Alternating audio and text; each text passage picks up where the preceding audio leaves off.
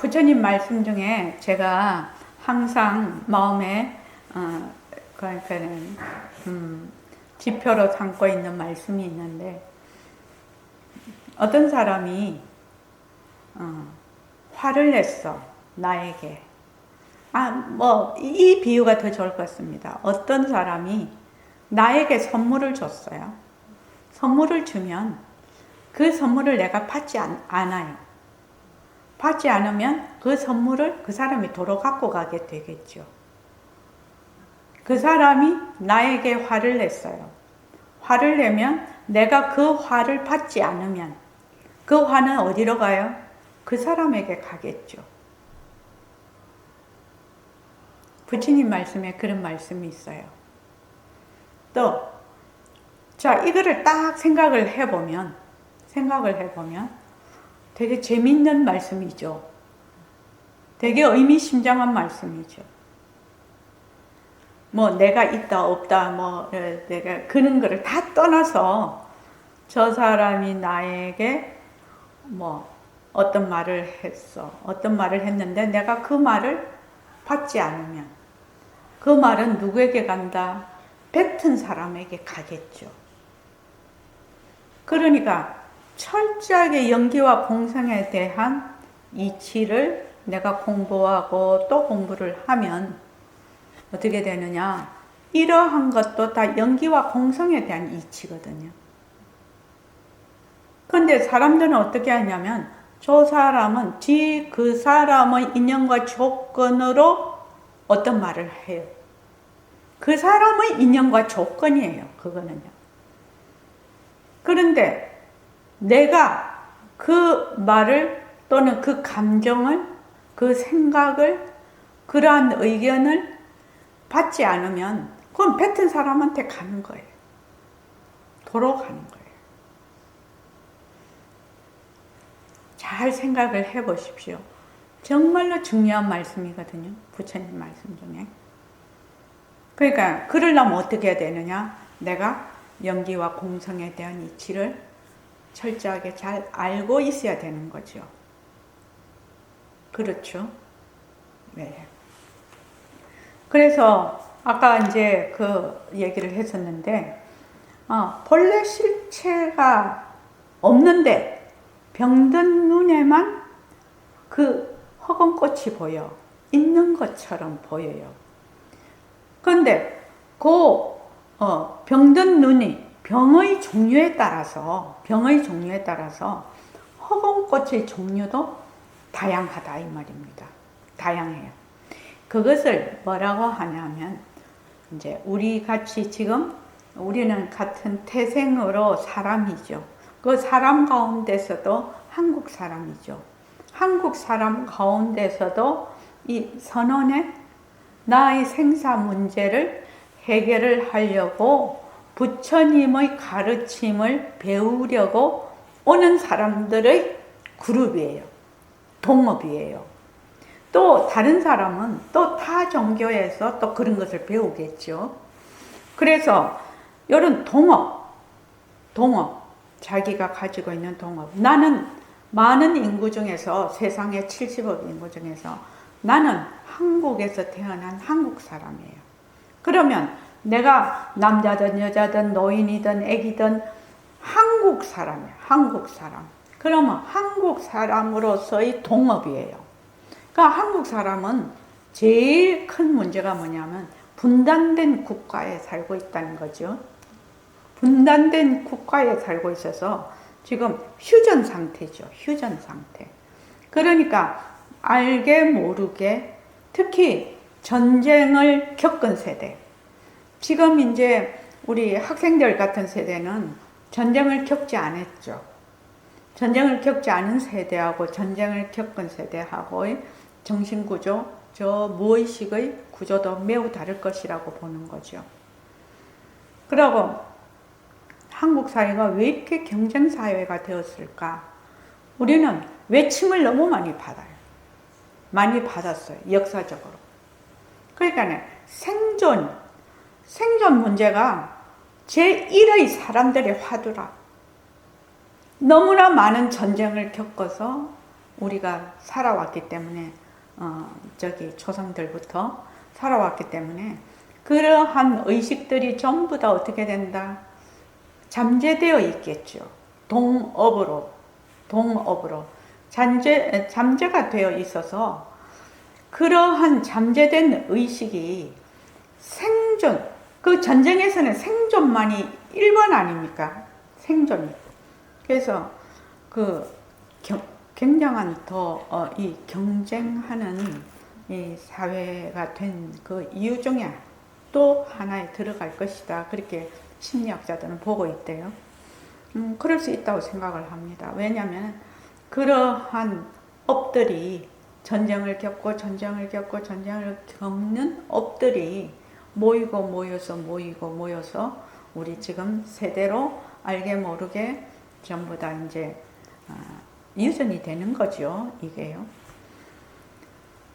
그래서 한국 사람들이 또 전쟁에 대한 그 분단이 되어 있는 전쟁에 대한 그 위험, 그런 거를 알게 모르게 늘 갖고 있다고 합니다. 전 국민이. 그러니까, 그런데 이제 우리가 그런 걸 이제 동업이라고 하고, 그 다음에 이제 별업이라는 것은 각 개인의 업이에요. 각 개인. 지금 이제 각 개인은 이 몸과 육체와 정신에 대한 자기의 그 업을 별업이라고 해요. 별업. 그러면 이제 동업은, 자, 우리 전부 다 한국 사람이야. 한국 땅에 살고 있는 한국 사람이야. 이러면 동업이 되는데, 한국 사람 가운데서도 지금 5천만 인구가, 5천만이죠. 4천만인가요? 그 인구가 각각 다 개인이에요. 그죠? 각각 개인에 따라서 다 인연과 조건이 달라요. 이런 것을 별업이라고 합니다. 그래서 동업과 별업에 따라 감각의 종류도 다르고 감각하는 내용도 다릅니다. 그래서 우리는 지금 6개의 감각기관을 가지고 있죠. 사람은 6개의 기관을 가지고 있는데, 다른 생명체를 가만히 보면 6개의 감각기관을 가지고 있지 않은 생명체도 많습니다. 그리고 이제 또 천상 사람들, 우리하고 또 다른 세계의 사람들은 이 감각기관이 6개가 아니고 5개 정도 또 있다고 하거든요. 우리는 꼭 음성으로 통해서 소통을 하는데, 거기에는 그냥 염으로 소통을 한다든지, 우리는 꼭 밥을 먹어야 되는데 그 세계는 뭐 향기로 먹는다든지, 이러한 것들이 그 자기가 살고 있는 세계에 따라서 다 다릅니다. 그러는데 이제 사람들이 어떻게 생각하느냐 하면, 지금 우리가 살고 있는 이 세계만이 전부다, 이렇게 착각을 하죠. 그건 천부당만부당한 일이죠. 천부당만부당한 일입니다. 그래서 각자의 업식에 따라 보는 세계, 업식에 따라 보는 세계에 대한 인식이 다른 겁니다. 세계가 다른 겁니다. 그러면 내가 정말 불국토에 살고 싶으면 어찌해야 되느냐? 내가 불국토에 살 수 있는 그러한 말하자면 사고방식을 가져야 되겠죠. 업력을 가져야 되겠죠. 그런데 불국토에 가기를 원하면은 그 불국토에 갈 수 있는 그 뭐라고 하나, 그 통과하는 패스워드를 가져야 되겠죠. 자격권을 가져야 되겠죠. 그래서 화엄경에 보면은 일수사견이라는 말이 나옵니다. 한 가지의 물을 보고 4개로 본다는 겁니다. 업식에 따라서 어떻게 보느냐, 각각의 업력에 따라서 물을 보고 천상 사람들은 유리로 본다고 합니다. 보석의 강으로 보는 거죠. 물을. 천상 사람들은 이렇게 딱 이렇게 물을 보면 유리로 본다. 유리가 그 보석의 일종으로 생각을 하거든요. 보석의 강으로 보고, 인간은 물로 봅니다. 먹고 씻고 뭐 마시는 이런 물로 봅니다. 이 물 자체를. 그리고 고기는 자기가 사는 세상으로 봅니다. 물속이. 우리는 지금 어떻게 보죠? 이 공기 속에 이렇게 하늘 있는 이것이 우리가 사는 세상인데 하늘처럼 투명한 집으로 본다고 합니다. 고기는. 그 다음에 이제 아기는 피고름, 그러니까 불타는 고통의 불물로 본다고 합니다. 불물. 그러니까 피고름으로 본다고 합니다. 그러니까 이걸 보면은 제가 저번에도 얘기를 했는데 아기가 가만히 인간들이 해운대 해수욕장에서 물반 사람 반으로 막 여름에 물놀이를 해. 그러면 아기가 가만히 보면 저것들 피고름 속에서 뭐 하는 거요? 그렇게 할 거라 이 말입니다. 그 시사하는 바가 크지요. 그래서 한 가지의 물을 보고 네 가지로 자기의 업력에 따라서 네 가지로 본다는 이 말은 이 세상은 고정되어 있는 것이 아니라는 겁니다. 고정되어 있는 것이 아니라 보는 업력에 따라서 다르게 보인다는 겁니다. 그래서 내가 지금 보는 것이 뭐다? 변하고 헛것이고 머물 수 없는 것이죠. 변하고 헛것이고 머물 수 없는 것이라요. 이 부분은 공부를 자꾸 더 하면 이해가 될 것인데 이게 조금 어렵죠.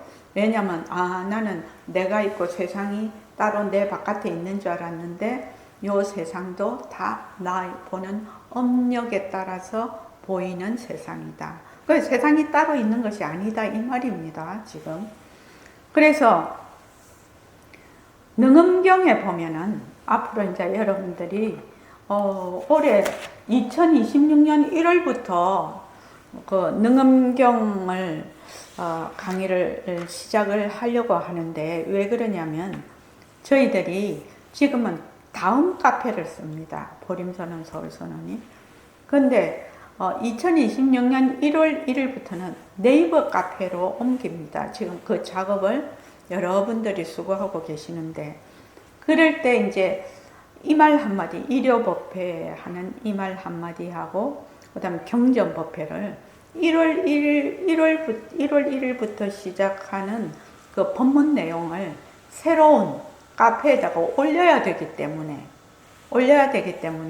조금 일정을 바꿔야 되겠다 지금 그렇게 생각하고 있거든요. 근데 이제 이때까지는 능엄경을 공부를 하려고 하면 저희가 이 새말기 첫걸음, 이 새말기 안내서, 이 안내서를 2년 정도, 그전에는 3년이었습니다. 그 정도 공부를 해야 능엄경을 이해를 할 수 있다라고 생각을 했기 때문에 2년을 이제 했는데 지금 이제 능엄경을 제가 벌써 72입니다. 그래서 능엄경을 이번에 2026년부터 하는 능엄경을 하면 이제 저는 더 이상은 능엄경을 하지 않을 겁니다. 이제 다른 경전을 자꾸만 몇 개의 경전을 하고 나면 뭐 80 이상이 돼버리겠죠. 그래서 능엄경을 한 2년 정도 하게 됩니다. 이 능엄경을 하려면은. 그래서 이번에는 공부를 지금 뭐 1년, 2년 하지 않아도 능엄경을 공부하고 싶은 도반은 전부 다 새말기 모임에 넣어서 경전반에 넣어서 공부를 할 수 있도록 할 생각입니다. 지금요. 그래서 지금 오창호 도반님하고 김시현 도반님하고 지금 현재 김철희 도반님은 능엄경을 공부할 수 있도록 본인이 원한다면 그렇게 할 생각입니다. 그래서 그 능엄경에 보면 7대의 정체를 밝히다라는 모든 만물의 기본 구성 요소인 그 지, 수, 화, 풍. 그러니까 지는 고체죠. 수는 액체죠. 그 다음에 불. 그 다음에 풍, 지수, 화, 풍이니까 바람. 요거는 이제 기체죠, 기체. 그래서 지수, 화풍, 공, 허공, 공. 그 다음에 견문각지 하는 거.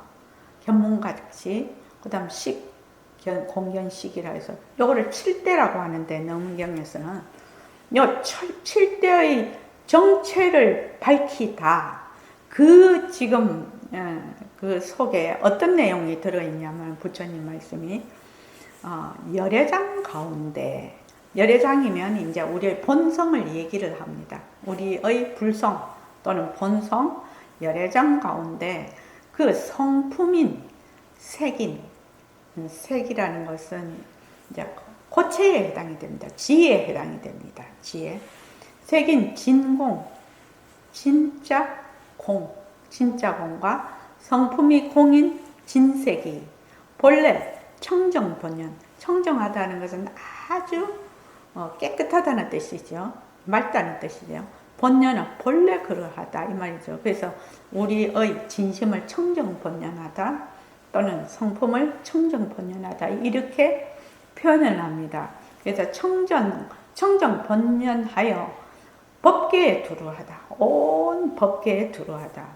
그래서 중생의 마음에 따르고, 이것이 중생의 마음에 따르고 소재의 상량, 아는 바의 양에 응하여 업을 따라 나타난다. 이렇게 되어 있습니다. 이제 그 7대의 정체를 밝히다에 제일 먼저 지혜에 해당이 되는 겁니다. 지수가 풍할 때 지혜. 그러니까 본래 그 성품이 청정본연에서, 지의 성품이 본래 청정본연에서 법계에 두루해, 법계에 다 두루해 있어서 어떻게 나타나느냐? 중생의 마음에 따르고, 중생의 마음에 따라 소재의 상량, 아는 바의 양에 응하여 업에 따라 나타난다. 그러니까 우리가 보는 모든 고체, 물질 이러한 것들이 뭘로?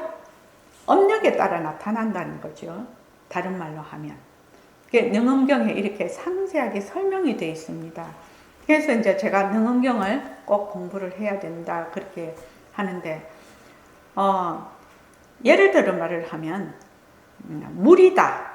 우리가 보통 이제 그 물 할 때 강물도 있고 수돗물도 있고 우리 몸에 있는 침도 있고 그죠? 오줌도 있고 다 땀도 있고 다 물입니다. 그죠? 이 물이 정해진 실체가 있는가? 정해진 실체가 있는가? 이렇게 생각을 해보면 저는 되게 재밌게 생각한 게 뭐냐면은 지구에서는 물이 높은 곳에서 낮은 곳으로 흐른다 이렇게 돼 있죠. 높은 곳에서 낮은 곳으로 흐른다. 왜냐하면 수많은 인연과 조건으로 인해서 물이 높은 곳에서 낮은 곳으로 흘러요. 그죠?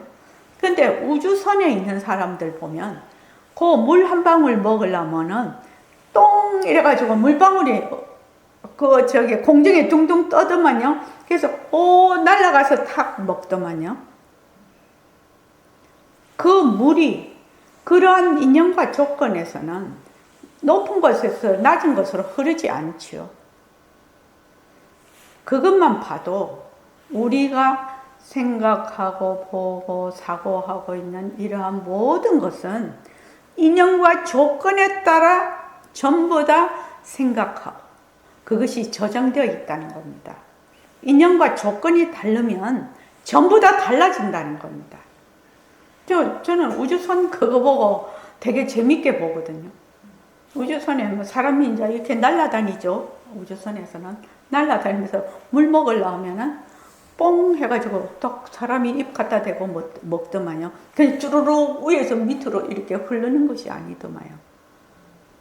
그러니까 물이 이렇게 흐른다는 것도 정말로 많은 인연과 조건에 의해서 높은 곳에서 낮은 곳으로 흐르고, 우리가 이러한 얼굴 모양을, 이러한 모습을 유지하고 있는 것도 정말로 수많은 인연과 조건, 어떤 압력, 인력, 이러한 것들이 전부 다 그런 조건에 의해서 돼서 이렇게 몸을 이런 몸을 유지를 하고 있죠. 압력이 너무 높아도 터져버릴 것이고 압력이 너무 낮아도 이걸 유지를 못할 거라요. 이러한 몸을. 그러니까 우리가 지금 보고 있는, 듣고 있는 이러한 6가지 감각기관으로 보고 있는 모든 대상들이 엄청난 인연과 조건에 의해서 지금 나타나고 있다는 겁니다. 나타나고 있다. 그러니까 이러한 인연과 조건으로 인해서 나타난 이러한 모습들은 어떻게 한다? 인연과 조건이 바뀌면 언제든지 바뀐다는 겁니다. 그러니까 내 생각이 무엇을 볼 때 고정되지 않아야 한다. 아, 이것은 꽉 이렇다. 저것은 저렇다. 고정될 것이 아무것도 없는 거죠. 그래서 부처님의 가장 위대한 진리 중에 하나가 뭐지요?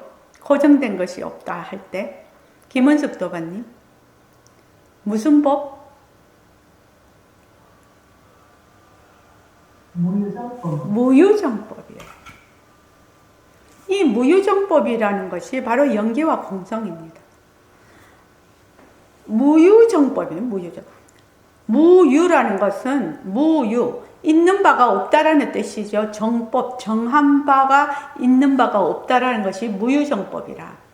그래서 부처님의 이 모든 말씀의 진리가 뭐냐? 무유정법이에요. 무유정법. 이 연기와 공성도 다 무유정법입니다. 무유정법. 그래서 그 무엇이 됐든지 이것이 무유정법이지. 연기와 공성이지. 이렇게만 내가 생각을 하고 사유를 하고 실천을 한다면은 완전히 내가 가지고 있는 그 바운더리, 카테고리를 벗어날 수 있게 되는 거죠. 벗어나는 거죠. 지금 여러분들은 어떤 공부를 하고 있냐면 자기가 가지고 있는 카테고리, 자기가 가지고 있는 어떤 감옥 없는 창살 없는 감옥, 거기에서 벗어나는 공부를 하고 있거든요. 벗어나는 공부를 하고 있습니다. 그래서 그런데 금방 일수사견이라고 했는데 물이 정해진 실체가 있는가? 우리는 지금 H 2개와 O를 합하면 H2O가 물이라고 했어요. 그런데 H에도 수소에도 O에도 산소에도 물의 성질은 없어요. 그런데 요상하게 수소 원자 2개가 있고 산소 원자가 1개가 하면 물이 턱 생긴단 말이지. 그런데 물을 또 전기 분해를 하면 어떻게 된다? 수소 2개하고 산소로 바뀌어요. 그러면은 물의 성품이 없는데 H와 O에서 물의 성품이 없는데 왜 물이 생기노? 어떻게 물이 생기노? 이것이 이제 능엄경에서 얘기하는 거죠. 본래 우리의 본성이 청정본연하여 법계에 두루해. 물의 성품이 온 법계에 가득 찼어. 물의 성품이 온 법계에 가득 차서 중생의 그 마음의 어변에 따라서 물이 나타난다는 거거든요. 자, 물은 조금 여러분들이 이해하기 어려울 것 같아서 불을 내가 얘기를 해볼게요. 불이 온 우주에 불의 성품이 가득해. 온 우주에 불의 성품이 가득해서 인연과 조건만 딱 불이 나타날 수 있는 인연과 조건만 있으면 어디든지 불이 난다는 겁니다. 어디든지 불이 나. 그거는 알겠죠? 어디든지 불이 날 수가 있다는 겁니다. 인연과 조건이. 그럼 어째서 그러냐? 온 우주가 불의 성품이 있다는 거지. 그래서 불은 어디서 오느냐? 불은 어디서 오느냐?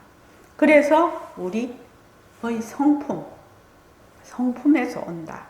이거를 이제 백봉 선생님은 어떻게 표현하시냐면 상대성은 절대성에서 왔다. 상대성 모습, 일체의 모습은 절대성, 우리의 본연의 본성에서 왔다.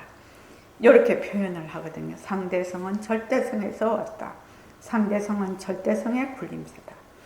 그래서 이러한 이치까지 쭉 들어가는 것이 모습은 헛것이라는 얘기입니다. 그러니까 이제 우리가 지금 우리 눈으로 보는 이러한 물체가 실제로 있다고 생각해서 날씨가 추웠다가 더워지네, 또 뭐 어두웠다가 밝아지네, 뭐 이러한 물이 수증기가 되네, 수증기가 다시 비가 되네, 뭐 이 정도도 아주 변하고 헛것이고 머물 수 없다도 되지만 더 깊이 들어가면 이렇게 본성에서 일처의 모습이 나타나는 것까지 하는 것이 모습은 헛것이다라는 진정한 뜻입니다. 자, 오늘 이만하겠습니다.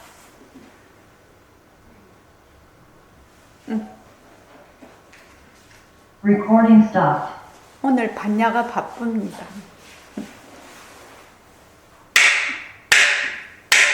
고맙습니다.